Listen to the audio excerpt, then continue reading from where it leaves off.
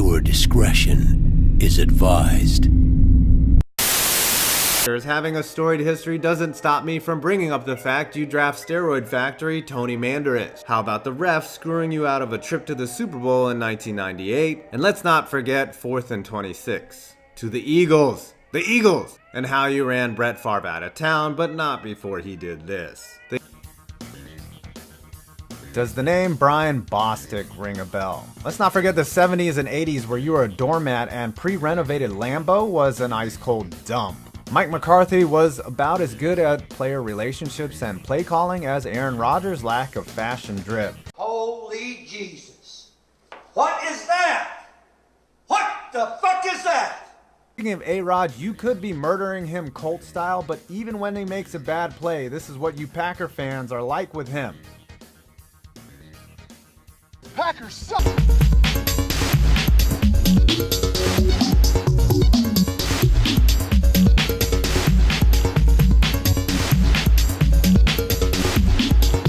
The colors of new cheese and cheese eventually. This jersey is equipped with a forceps so that Aaron Rodgers can continue to pull miracles out of his ass if he gets the chance. This, of course, is a classic jersey. Even their color rush theme is as all white as Wisconsin. When you think of historic must-see NFL stadiums, Lambeau Field definitely comes to mind. This park has been heavily upgraded in recent history. As the only publicly owned franchise in the NFL, a lot of the team's revenue does indeed go back into the stadium in the form of enhanced and expanded seating, luxury boxes, and a state-of-the-art atrium renovation. They also run melted cheese through a pipe system adjacent to the gas and water line.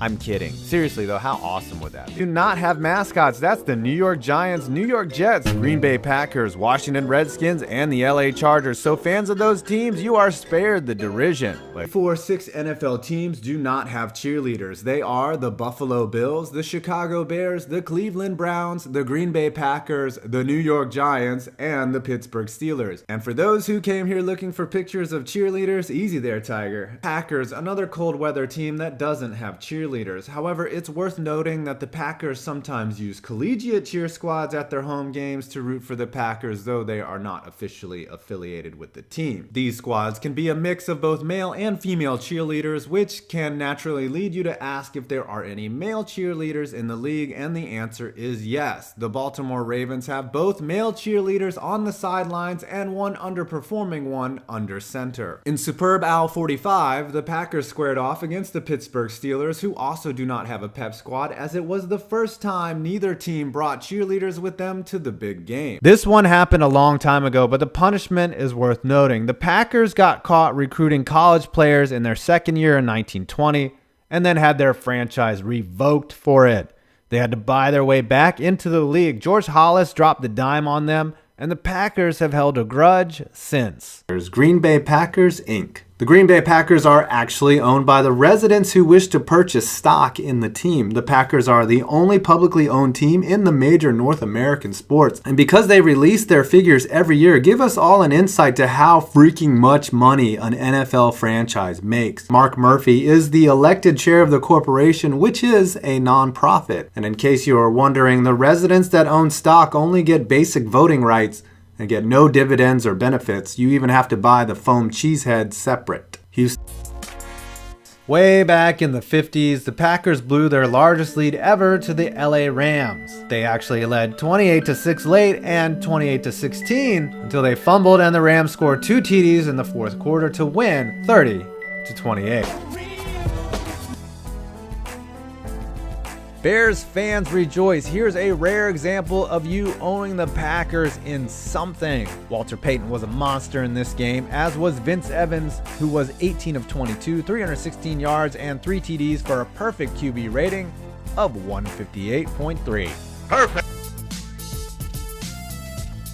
bitching about a guy named Mike who is coaching your team is the soup du jour these days, but you might have forgotten about another Mike, Sherman that is, and a certain play that offered up one of the biggest backfires of all time. Facing a 4th and 26 with 1:12 to go in a divisional round playoff game, all the Packers had to do was stop one play and pull off a huge upset. With cover 2 called, linebacker Nick Barnett, who had shallow coverage, stupidly bit on the tight end, and the human excrement that is convicted felon Darren Sharper inexplicably played beyond the first down marker in coverage. That certainly backfired, as Freddie Mitchell caught it for 28 yards, and moments later, David Akers hit a field goal to tie the game. And then the old gunslinger did his thing and the Eagles won it in OT.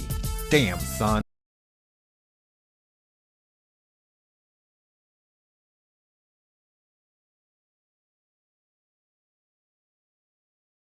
To me, Danica Patrick is one of the more frustrating drivers in all of racing. To see such potential atrophy to waste is a travesty of motorsport.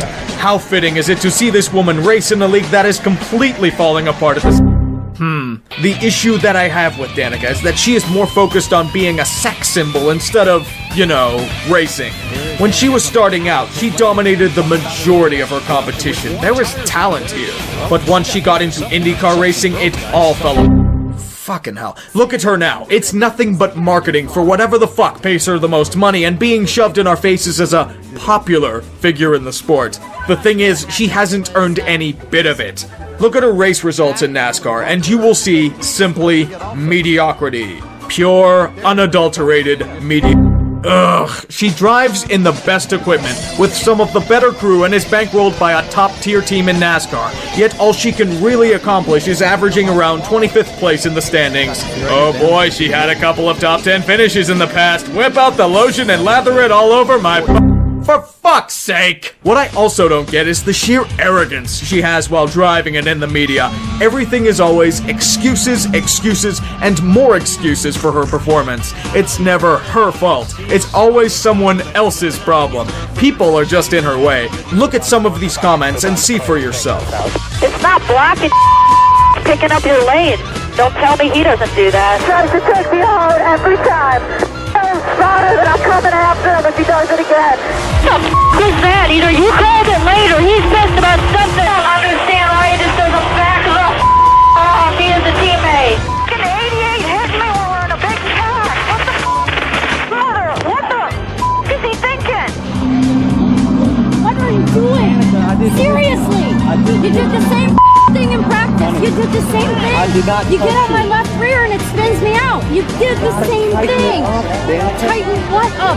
Nobody else left me with a problem. Nobody has your back. You give me nothing. You give me nothing. It spun my back around. I understand. It's because you're loose. It's not my problem if you're loose. Didn't get any help on pit in, so you saw what happened about that crash. Because I was so fast coming in. You know, they just tell with people.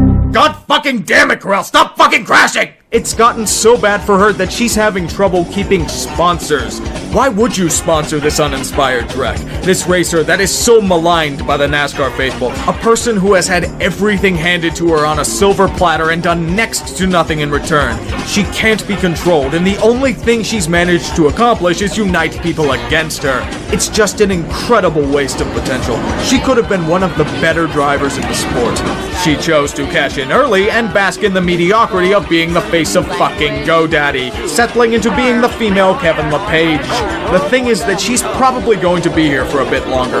Even with the notoriety, there will always be a team willing to take her on for the exposure, which will lead to more NASCAR fans frothing at the mouth to... Okay, turn the inside into a spoon for all the spoon feeding you have done to keep Aaron Rodgers happy. And let's add the bus Rodgers has repeatedly thrown Mike McCarthy under even after he is left. And turn the background into a poker chip for all the gambling the team did with the free agents this offseason. Y'all know this better pay off. Packers fan might be the least salty in all of the NFL. You really don't hear levels of complaint and bitterness about being a Packer fan that's unusually higher than any other franchise. Maybe a little salty about Brett Favre going to the Vikings, but like, you would purchase A-Rod's bathwater if you could.